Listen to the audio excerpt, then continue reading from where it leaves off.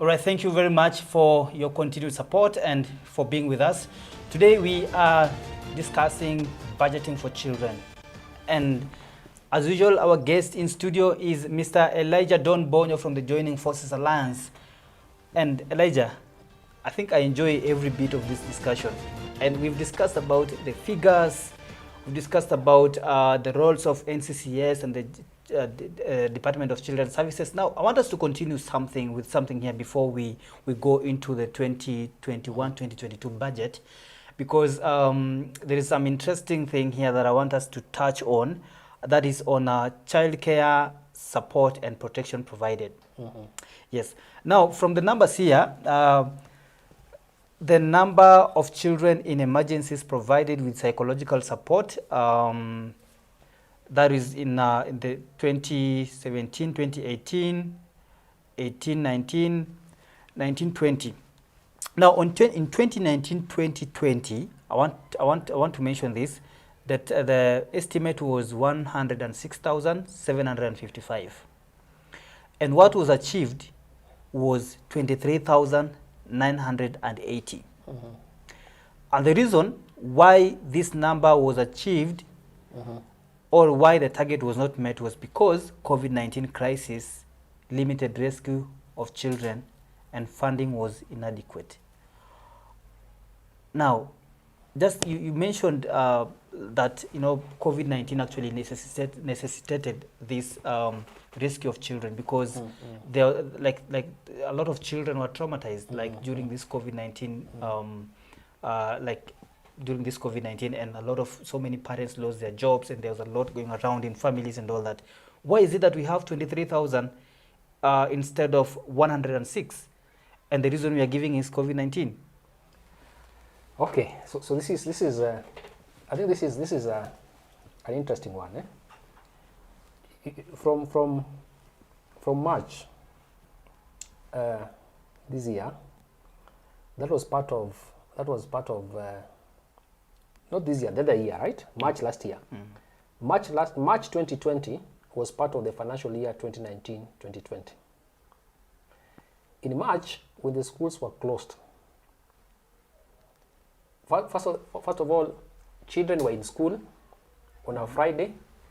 Some of them were waiting to go to school on Monday. Then all of a sudden, you hear schools have been closed. Okay, that alone in itself required a psychosocial response. So I don't agree on this one. I don't agree with that reason.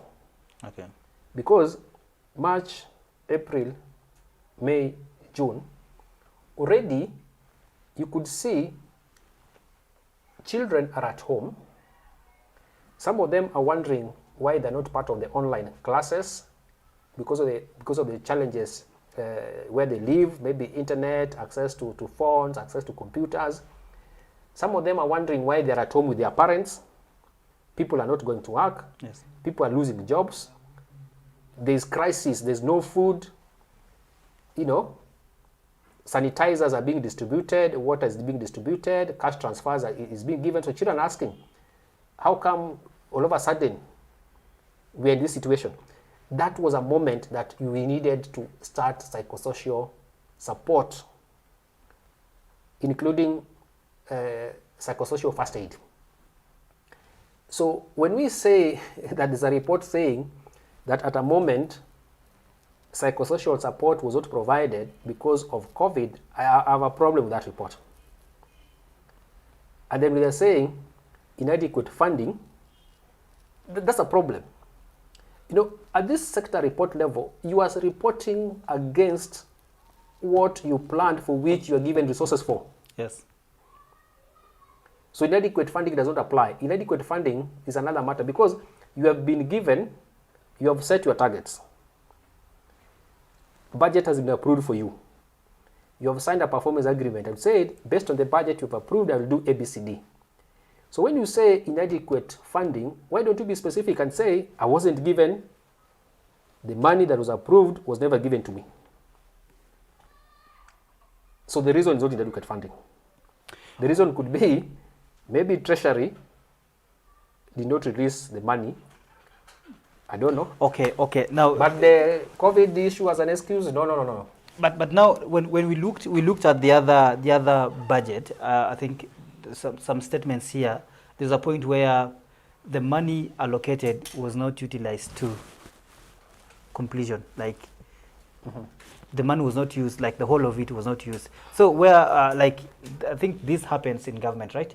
Yes. Where some money sometimes when Yes. at the end of the financial year money has not been spent, it goes back. So when money maybe is returned, yet there's a project that was not completed, where is the problem? So, when you are given an approval by Parliament, like this budget, upon approval by Parliament, you're supposed to spend. There are certain tools you need to spend. Now, you need a cash flow projection showing how much money you need every month. And the cash flow projection should be a public document. So ideally, you're supposed to be knowing Department A. This is how they expect to spend the money allocated to them. Number two, you need a procurement plan, especially on development estimates, for example. So we have to ask ourselves, does this department have a cash flow projection? Does it have a procurement plan? Then, in end of quarter one, did the department review their expenditure so as to address any challenges then? Because when you wait to explain under expenditure at the end of the year, there's a challenge. So the Office of the Controller of Budget gives to the public and to all the ministries an analysis of their quarterly budget expenditure. So any department, especially now State Department for Social Protection, should have found it useful to interact with the quarterly report from the Office of the Budget, Control of Budget that shows the expenditure level, then discuss, analyze why the expenditure is the way it is. So when you get to the level of annual report showing a department did not spend, the implication is there's a likelihood of that being used not to give you more money because you're not spending. Okay. So failure to spend as you had requested for, remember, you are the one who has presented your plan. You are the one who has negotiated for these resources. It has been approved. Then you don't spend. You're basically saying, I don't need more. Okay. All right. Thank you. The last one is there is a point here on households with vulnerable children supported with, and the number of households receiving nutrition sensitive cash transfer. Now, for this, from the 2017, 18, 2018, 2019, 2019, 2020 financial years, the only year that a target was given was in 2019, 2020. And there's no achievements that were made during that year. And the reason here is because the target was not achieved due to delay in MOU approval with UNICEF, which is delivering the program. Now, maybe as the Joining Forces Alliance, are there any instances where you guys maybe refuse to approve or to deliver on your MOU? This is interesting. When you get to a level where government cites failure of approval of an MOU from a development partner as a reason for not achieving their targets, then that's a problem. Remember, what we are looking for here is targets that have been set to be achieved using taxpayers' money, not donor money. Okay. So let's separate those two things. Development partner targets are negotiated separately. So in your sector report, when you begin to cite that an MOU was not approved in time, who was supposed to approve the MOU? That's the first question. Why was it not approved in good time? That's the second question. And are you saying that in the absence of an MOU, the Kenya children will not benefit from that service if it's government service? that government service is not given, government service from taxpayers funding not given because of lack of approval of MOU, that's not adding up. Okay. All right. And actually, to be fair enough to the people who came up with this, let me just mention a few instances where the targets were met. And for example, we have the number that is children in need of care rehabilitated, that is the number of children rescued and reintegrated back to families. Target overachieved due to removal in children from CCIS, Charitable children institutions. Yes. Then we have a number of children rescued and provided with referral, reintegration, rehabilitative services. That also the target was overachieved. Number of children supported with education and skills. The target was overachieved. Probably Bonyo will comment on this later. I know, I can see how you're looking at me. Yes, the target was overachieved. Then we have incidences of human trafficking managed and victims supported. We have the number of stakeholders in countries trained on the national referral mechanism, guidelines for assisting victims of trafficking. Target was not achieved due to restrictions on public gatherings due to the outbreak of COVID-19 pandemic. Yeah, that was of course a failure. Number of victims reintegrated into and from Kenya, target was overachieved. Then number of area advisory councils operationalized, target not achieved since the AAC members could not be trained due to restriction on social gatherings. But also, let me ask you, restriction on social gatherings, is it really a reason why a target should not be achieved? No, I don't think so. You see, government already gave us COVID-19 prevention measures, protocols. So we are supposed to do what we had planned to do within those guidelines. AAC, for example, what are the numbers? Most AACs at the local level, the numbers are about 15 to 20 people.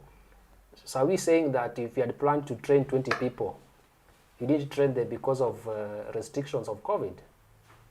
I don't think so. You could, in fact, if you had resources to train people in a workshop, the option was to do a virtual training, just invest on virtual training in a county, for example. Use the county commissioner's boardroom. Most county commissioners' boardroom have internet connectivity, you know, and ask participants to come there and you're done. In summary, we need to help this situation by providing assistance if that assistance is required for that we improve on our reviews, analysis, and reporting. Okay. Yeah. All right. Thank you very much. I think, yes, I think I've mentioned a few of them. So don't come on my neck and ask me why you didn't mention the successes. We also mentioned the successes and the failures as well. But before we conclude, I want us to go to the 2021-2022 budget briefly. What do we have? What are the main things that probably you've come across and you might be excited? This is good information for all of us. So this document, this is the first document. Yes. I want us to give an example. I liked you already pointed the discussion to Department of Children's Services and NCCS. So when you come to this document, the first thing you do, it has the table of content. These are all state departments and ministries. So the State Department of interest to you, like you pointed out, yes, is State Department for Social Protection. That is page 631. Then you quickly move to page 631. You look for it, just the same way you read a book. Okay. 631, so, yes. When you get to, this is 6, okay. So what happens, you begin to see the vision of that state department. You see the mission, the performance overview. That information is provided. Then you go to their objectives. Now the department of interest now, here you don't see the name of the department like I said, but it falls under a program known as Social Development and Children's Services Program. The objective to empower communities for effective participation in socioeconomic activities, as well as to provide protection and care to children and victims of human trafficking. So that's what it is. Then it takes you further to what they are planning to do. 2021, 2022, the key outputs are indicated here. The key performance indicators are given here. So for example, let's go to the sub-program that has children services. So we have a sub-program known as Child Community Support Services. That's a program. Number one on the list is National Council for Children Services. Their key output is rights and welfare of children promoted. So already you begin to see their targets. Okay. This is a challenge. I don't know how we're going to address this. We have the National Council for Children Services in an official budget document before Parliament. They only have two things they want to achieve: number of children charitable institutions inspected and certified, and number of area advisory council facilitated. This is what is Parliament. So tell me, you have a mandate as established in the Children Act. But Mr. Bojo, now just hold on.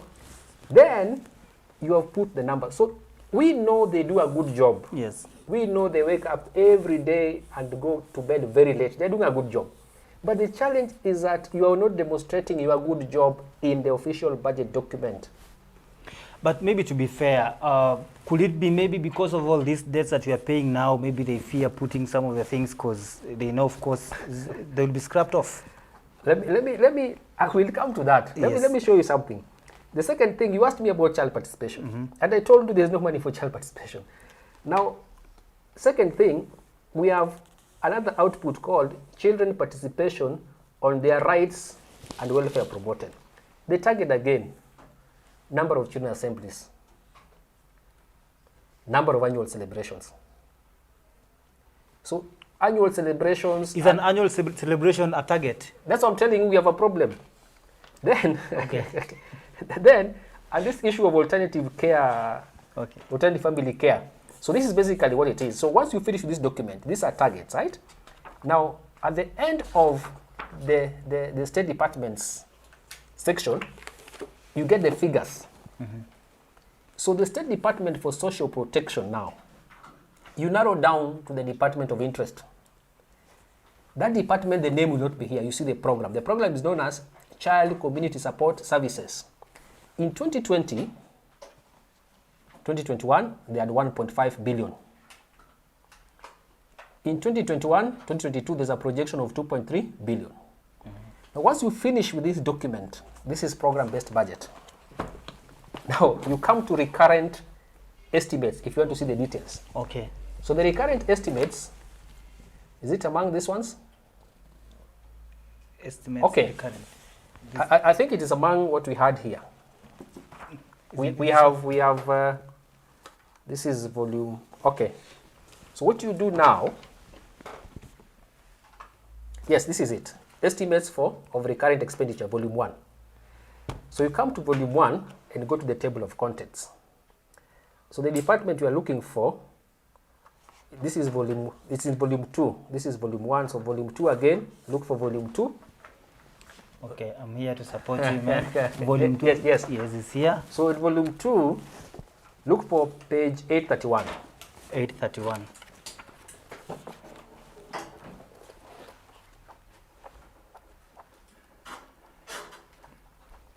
Did you get it? Okay, 831 is here. So when you go to page 831, then you begin to see, again, now we have recurrent estimates. Now we have a very clear example, National Council for Children Services. You can see the recurrent estimate for the current year is 36 million. And the projection for the next financial year will be 89 million. So ask yourself, you are a national council responsible for coordinating, overseeing all children matters. In the entire year, your annual estimate is for recurrent is 36. So clearly these guys are underfunded. And that is 22 million children. These guys are underfunded. That's what I would say. So where's the problem? Do we blame them? Do we blame them, or we blame the person who is funding them? Then you have the sub-county children services. Now this is what I was pointing out. Sub-county children services, we have 426 million. Okay. Assuming you are talking about 290 sub-counties, divide this. So basically we're in a situation where every sub-county children office, if you work by this figure, they can't even afford to get 3 million per year. That'll be around 2 million, 2 and something million. So if you analyze these things very well, you'll see there's a problem. So we have done our part. We have done our recommendations to sector report processes. We have done our recommendations to Treasury. Okay. We are doing our recommendations to Parliament. I hope you're going to be heard. Okay. All right. I think maybe just to give you this is the last question I'm asking you. I had some time you guys have been doing recommendation memorandums and to all these, to the Treasury, to all these institutions. What is your experience? How have you? What are the memorandums that you've sent to them, and what is your feedback? Is the feedback that you've received probably from them? So this is what happens. Anytime you do a memorandum to a process, you have to wait for. You do a memorandum. You have to do a bit of advocacy. You have to be a bit of engagement and follow up. You have to convince the persons who receive, or the institutions who receive the memorandum. If you have an opportunity, you have to appear and defend your memorandum. But then you have to later on analyze the issues in your memorandum against what was approved. So once the budget is approved by Parliament, we have to step back and say, we gave 3 different memorandum. One at the sector group level, another one at the budget policy statement, another one at Parliament level. Then you check what Parliament has approved against your memorandum. Then you're able to score. So over the last several years, we have been doing this work. There are situations where we can show the issues in our memorandum that were considered. And there are situations where we cannot tell whether those issues were considered because you can't explicitly see.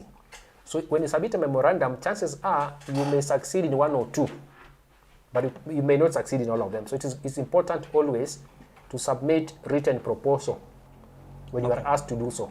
Okay. Give us your final remarks. What do you think? What should be done to make sure that all these things are done in the interest of the child, or in the interest of the 22 million children across the country? What we are doing right now with this show is an awareness creation. This is what we must continue doing. We need to get all these documents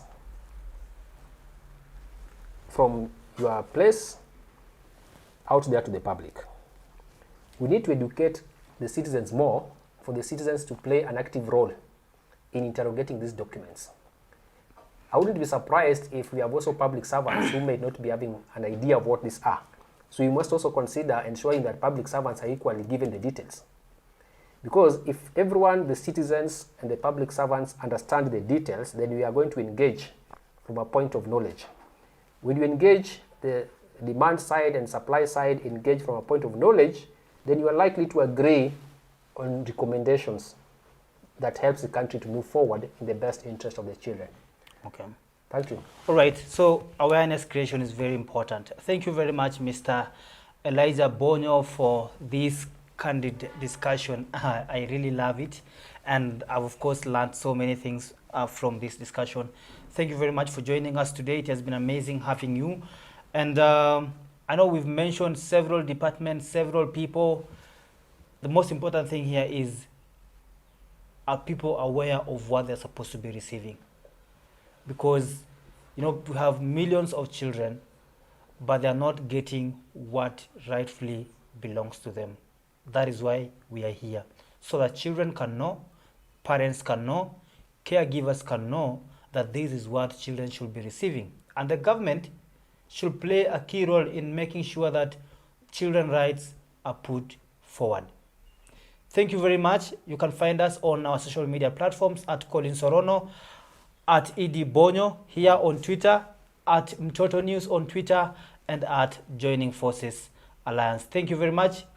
Let's meet again next week. My name is Collins Orono.